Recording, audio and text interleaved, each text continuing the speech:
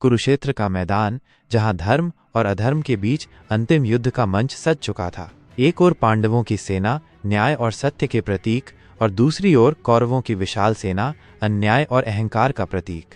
युद्ध के नियमों के अनुसार दोनों सेनाएं युद्ध के लिए तैयार थीं और बस शंखनाद की प्रतीक्षा थी। युद्ध का शंखनाद हुआ और योद्धा अपने अपने रथों और हाथियों पर सवार होकर युद्ध भूमि में उतरे। अर्जुन, जो पांडवों के सबसे कुशल धनुर्धर थे, अपने सारथी श्री कृष्ण के साथ रथ पर सवार थे। युद्ध के मैदान में अपने गुरु, पितामह और प्रियजनों को देखकर अर्जुन का मन विचलित हो गया। हे माधव, मेरा रथ दोनों सेनाओं के बीच ले चलो, ताकि मैं देख सकूं कि मेरे सामने युद्ध के लिए कौन कौन खड़े हैं। श्री कृष्ण ने अर्जुन का रथ युद्ध भूमि के बीच ले जाकर खड़ा कर दिया।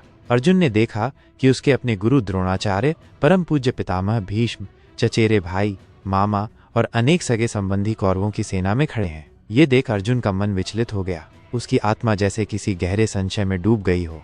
अर्जुन के हाथ कांपने लगे। उसका मन विषाद से भर गया। उसने धनुष नीचे रख दिया और श्री कृष्ण से कहा, हे केशव, मैं इन अपने प्रियजनों पर बाण कैसे चला सकता हूँ? ये मेरे अपने हैं। इनके वध से मैं क्या प्राप्त करूंगा? इस युद्ध से तो विनाश ही होगा। मुझे इसमें कोई सुख नहीं दिखता। मैं धर्म और अधर्म में उलझ गया हूँ। कृपया मेरा मार्गदर्शन करें। अर्जुन का ये मनोभाव अर्जुन विषाद योग कहलाया, जहाँ वो मोह, करुणा और कर्तव्य के बीच फंस गया। श्री कृष्ण मुस्कुराए। उन्होंने अर्जुन की ओर देखा और अपने पहले उपदेश की शुरुआत की। हे अर्जुन, तुम अनावश्यक रूप से चिंता कर रहे हो। जिनका जन्म हुआ है उनकी मृत्यु निश्चित है, और जिनकी मृत्यु होती है उनका पुनर्जन्म भी सुनिश्चित है।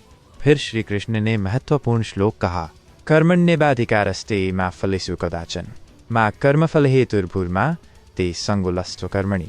अर्थ, तुम्हें केवल अपने कर्म करने का अधिकार है, लेकिन उसके फल पर तुम्हारा कोई अधिकार नहीं। इसलिए कर्म करते समय फल की चिंता मत करो और न ही निष्क्रियता की ओर आकर्षित हो। श्री कृष्ण ने आगे कहा, योद्धा का धर्म है युद्ध करना। अन्याय के खिलाफ खड़ा होना ही सच्चा धर्म है। तुम कर्तव्य से मत डरो। जो आया है वो जाएगा। आत्मा अमर है, शरीर नश्वर है। इसलिए मोह को त्यागो और कर्म के मार्ग पर चलो। श्री कृष्ण के इन शब्दों से अर्जुन की आंखें खुल गईं।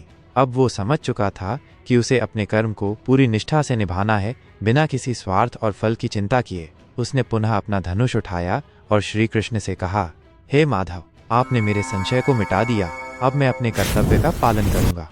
इस प्रकार श्री कृष्ण के पहले उपदेश ने न केवल अर्जुन बल्कि समस्त मानव जाति को कर्म और धर्म का सच्चा अर्थ समझाया।